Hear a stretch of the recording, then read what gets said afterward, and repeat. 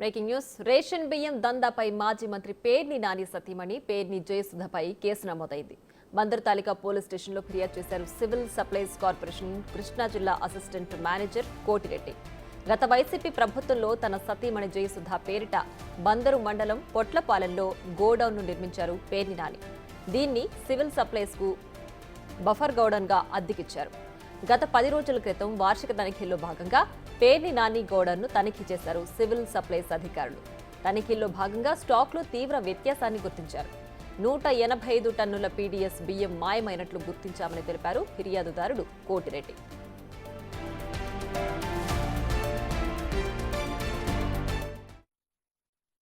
అన్ని buffer godowns inspection చేయమని చెప్పి ఆర్డర్ రావడం జరిగింది.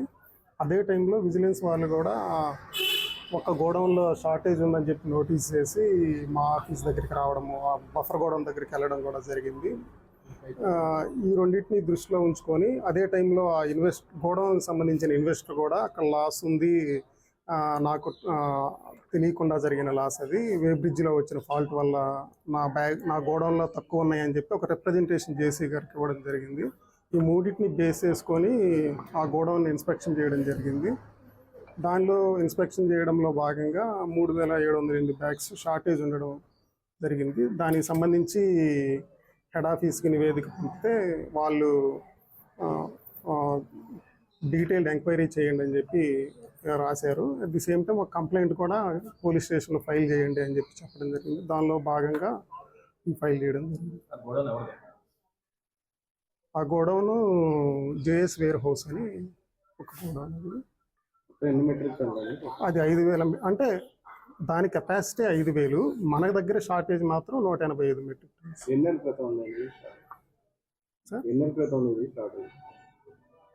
ఎన్ని నెలల క్రితం అంటే మనం ఐడెంటిఫై చేసింది మాత్రం ఒక వారం క్రితం. పేర్ని నాని సతీమణి జయసుధతో పాటు గోడౌన్ మేనేజర్ మానస తేజపై కూడా ఫిర్యాదు చేశారు. వే బ్రిడ్జ్ సరిగా పనిచేయడం లేదని పేర్ని నాని తప్పించుకునే ప్రయత్నం చేస్తున్న ఆరోపణలు వినిపిస్తున్నాయి. వే బ్రిడ్జ్ సరిగ్గా పనిచేయకపోవడం వల్ల షార్టేజ్ వచ్చిందంటూ సివిల్ సప్లైస్ అధికారులకు లేఖ రాశారు పేర్ని నాని సతీమణి జయసుధ. షార్టేజ్కి సంబంధించిన ధాన్యం విలువ ప్రభుత్వానికి చెల్లిస్తామని లేఖలో పేర్కొన్నారు పేర్ని నాని సతీమణి జయసుధ.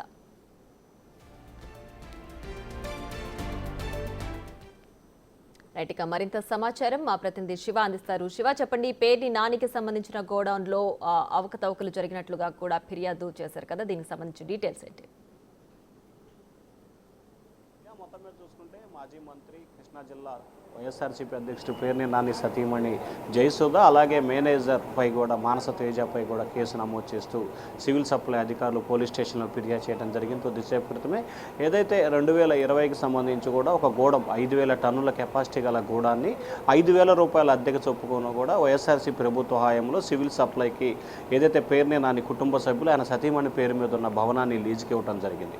అయితే ఇటీవల కాలంలో దానికి సంబంధించి సివిల్ సప్లై శాఖకి సంబంధించిన రేషన్ బియ్యం మొత్తం కూడా అక్కడే నిల్వ చేస్తారు. అయితే గత నెలలో వే బ్రిడ్జి సక్రమంగా పనిచేయట్లేదు, వే బ్రిడ్జికి సంబంధించి కొన్ని అనుమానాలు తావిస్తుంది. దాంట్లో కౌంట్ చేసిన సమయంలో కొంచెం అవకతవకలు అంటే తక్కువ ఎక్కువ వస్తున్నాయి, దీనిపై కొంత బియ్యం తగ్గినట్లు తనకు అనుమానం వస్తుందని చెప్పి కూడా పేర్ని నాని సతీమణి జయసుధ సివిల్ సప్లై అధికారులకు కూడా లేఖ రాయడం జరిగింది. దాదాపుగా 3200 బస్తాలకు సంబంధించిన రేషన్ బియ్యం తగ్గాయని చెప్పి లేఖ రాశారు. దీనికి సంబంధించిన వెంటనే అప్రమత్తమైన సివిల్ సప్లై అధికారులు వెంటనే గోడాన్ని పరిశీలించడంతో దాదాపుగా 3700కు సంబంధించిన బస్తాల రేషన్ బియ్యంలో తగ్గుదల గుర్తించింది. అంటే నాని సతీమణి చెప్పిన దానికి అధికారులు చెప్పిన దానికి దాదాపుగా 500 బస్తాల వ్యత్యాసం కనిపించి ఓవరాల్గా చూసుకుంటే 185 టన్నుల బియ్యానికి సంబంధించి కూడా తగ్గినట్లు కూడా గుర్తించారు. దీనికి సంబంధించి కూడా దాదాపుగా 45 లక్షల రూపాయల పైగా కూడా చెల్లింపులు చేయాలని చెప్పి కూడా దానికి మార్కెట్ ప్రైస్ కనిపిస్తుంది. అయితే దీనికి డబల్ చెల్లించాల్సిన పరిస్థితి కనిపిస్తూ ఉందని చెప్పి కూడా సివిల్ సప్లై అధికారులు లేఖ రాయడం జరిగింది. దీనిపై క్రిమినల్ కేసులు నమోదు చేయాలని చెప్పి కూడా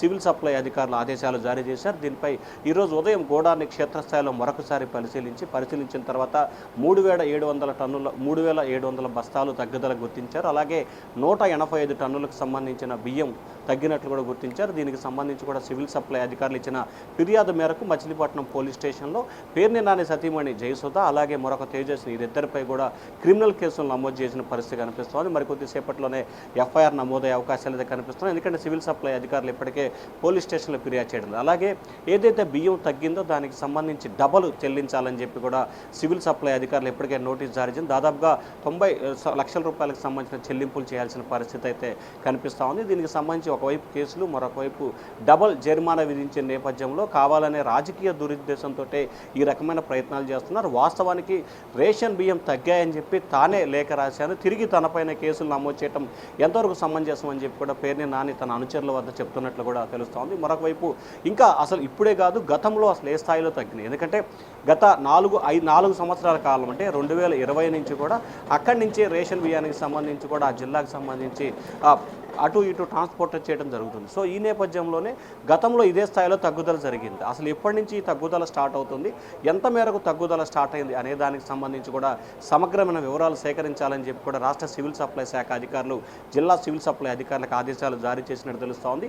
ఈ తంత్రం అంతా గడిస్తే కనుక ఖచ్చితంగా గత నవంబర్లో జరిగిన పరిణామాలకు సంబంధించి దాదాపుగా 90 లక్షలు ఉంటే అసలు గత కొంతకాలంగా జరిగిన అక్రమం అంటే 4 సంవత్సరాల కాలంగా జరిగిన వాటిని పరిశీలిస్తే ఎన్ని కోట్ల రూపాయలు జరిగి ఉంటుందో అర్థం చేసుకోవాలని చెప్పి టీడీపీ నేతలు అయితే ఆరోపిస్తున్న పరిస్థితి కనిపిస్తోంది. దీనిపై సమగ్రమైన విచారణ నిర్వహించాలని చెప్పి ఇటు ప్రభుత్వం అటు స్థానికులు అయితే డిమాండ్ చేస్తూ ఉన్నారు. మరి ప్రభుత్వం ఇప్పటి వరకు దాన్నే చేస్తుందా, లేకపోతే గతంలో తగ్గినాయా లేదా అనే దానికి సంబంధించి ఏ మేరకు విచారణ చేస్తుందో అనేది అయితే కొనసాగుతూ ఉంది. ప్రియా చెప్పండి. శివ, అయితే ఈ షార్టేజ్కి సంబంధించి వే బ్రిడ్జ్ సరిగ్గా పనిచేయకపోవడం వల్లే ఈ షార్టేజ్ జరిగిందని చెప్పి పేర్ని నాని సతీమణి లేఖలో పేర్కొన్నారు కదా, దీనికి సంబంధించి సివిల్ సప్లైస్ అధికారులు ఈ కారణంతో ఏకీభవిస్తున్నారా? ఇది ఎప్పటి నుంచి జరుగుతుంది షార్టేజ్, అలాగే వే బ్రిడ్జ్ పనిచేయకపోవడం అనేది ఎప్పటి నుంచి అనేది లేఖలో పేర్కొన్నారా? ప్రధానంగా చూసుకుంటే గత నవంబర్లో స్టాక్ వచ్చింది, దాన్ని డిసెంబర్లో పంపిణీ చేస్తారు.